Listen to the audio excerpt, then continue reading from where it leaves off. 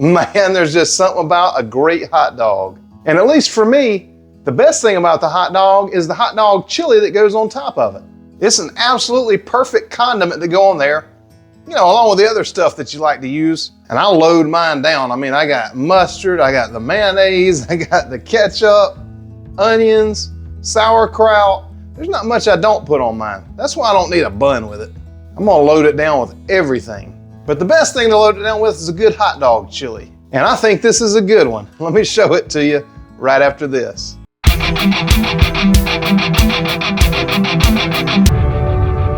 So a friend of ours would always bring her hot dog chili over whenever we'd have a cookout around the 4th of July, Memorial Day, Labor Day, whenever it was. She'd always bring her hot dog chili, but she'd never give me the recipe. She would just always bring it because I'd always ask for it, so she did.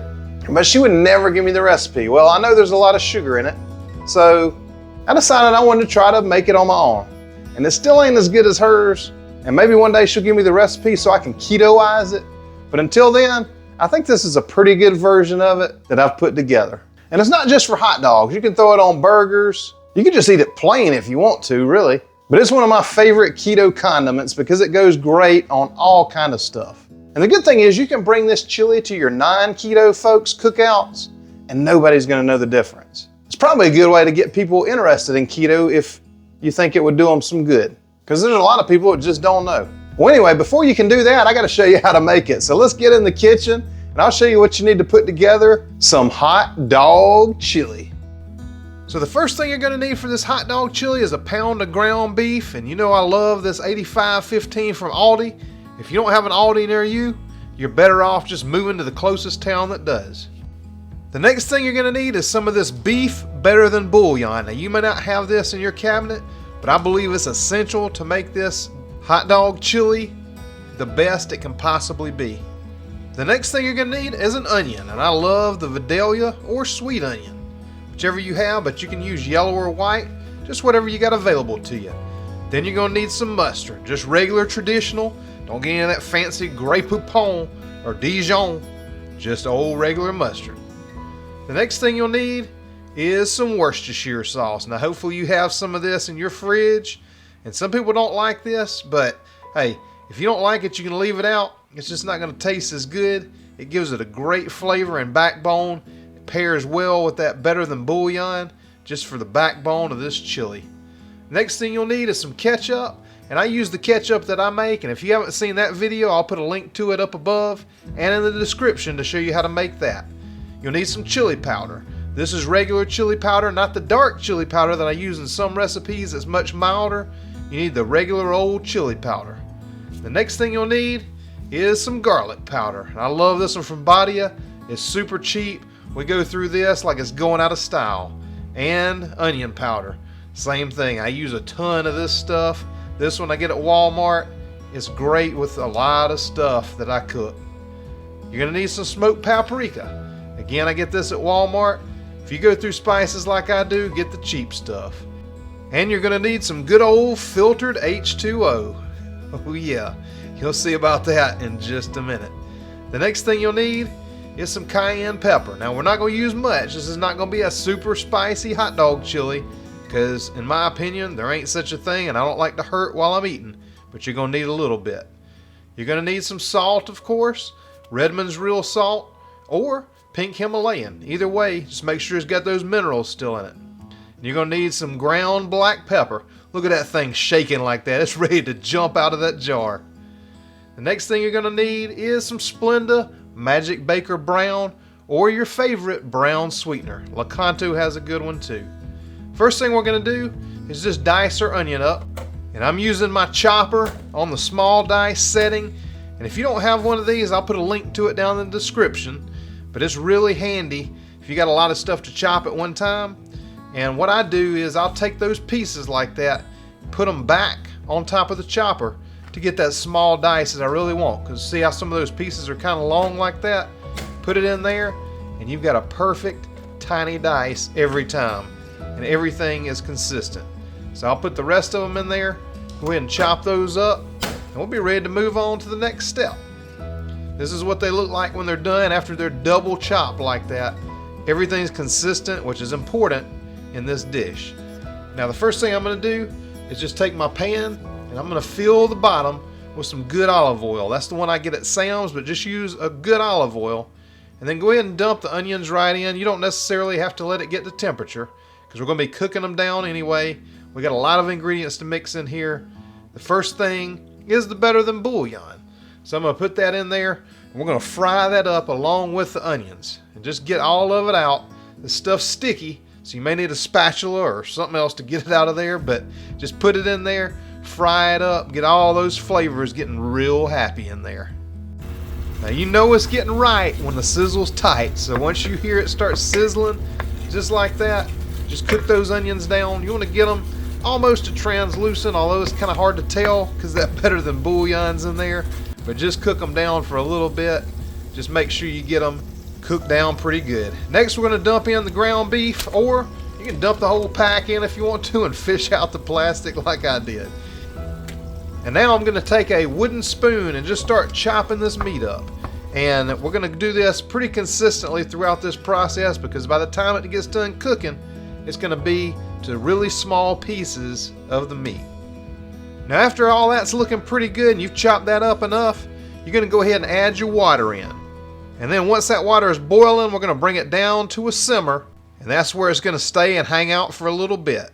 Just put the lid on there, but you want to leave a little open in there. So just kind of partially on there, give it a chance for that to boil or really simmer. So I'm going to put my timer on for 30 minutes. Now I'll put this recipe down in the description also so you don't have to follow along. So check that out. If you want to see more condiments and sauces and all things keto, make sure you hit subscribe down there and hit the bell beside it. And anytime I do a new sauce, dressing, rub, condiment, or any other kind of recipe, you'll know about it. So this is what it should look like the whole time. It should be simmering just like this. And so like I said, come back from time to time, give it a little stir, and go ahead and chop it up a little bit more with a wooden spoon, or whatever you want to chop it up with. But by the time we get done with this, you want tiny little pieces of meat. And then every time you go in there and chop it up like that, just put that lid back on, same way. Just leave a little open in there so that it can breathe just a little bit. Then go back in, mix it up again, break it up again, and do the same thing. Put that lid back on again. Then go back in, chop it up. Hey, you get the idea, right?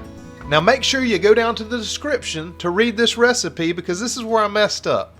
I dumped my spices in before I pulled the grease off. So I got rid of some of the spices too. And I put my brown sugar in. This is all stuff you should do after you drain the grease. But watch this. Put the ketchup in. I did all this stuff. But before you do that, you want to cook it all down and drain that grease out of it. But I missed it. Hey, I got a YouTube cooking channel, but I'm not perfect. So it still came out fine. But just not quite as much flavor as what I normally like. I went in with the Worcestershire sauce. Oh man, that adds some good flavor to that. And then went in with that regular old plain yellow mustard, just like I said earlier. So in theory, not on the video, you will do all this after you drain the grease off of it. But that's what that boiling water does. And even if you put the spices in like this, it's still going to come out the same at the end. I put it back on. Let it come to a boil. And this is how you drain the grease off. Just stick your spoon down in there. But you see, I got some of my spices too. So it's going to have more flavor if you don't do that. If you do it step by step according to the description. But hey, I ain't perfect. Didn't claim to be. If you want a perfect video, this is not it. And this is not the right channel either. But I'm going to show you when I mess up. And I've probably made this 10, 12 times. But hey, I just got excited wanting to make this video for you. Anyway, I moved it over to a small pot, and that's the amount of grease and some of the spices that came out, so that's about what you'll expect. And the way I dispose of it, don't ever pour this stuff down your sink unless you need some new plumbing. I just put aluminum foil in a coffee cup, pour it in there, let it get all good and hard, and hey, some people will use it. And if you don't have the spices in there, you can use it for cooking after it gets hardened up a little bit. It's some good stuff.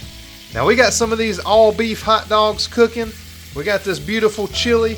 But let me show you how at the end of this, what I like to do to finish it up. One thing I like with it is some Dijon mustard, and then I also love some sauerkraut. And this sauerkraut is really good if you can find it. It's organic and it's absolutely delicious. Nothing but cabbage and salt. And then I took these cheese wraps this time. I'm not such a big fan of these, but I wanted to give them a shot for this.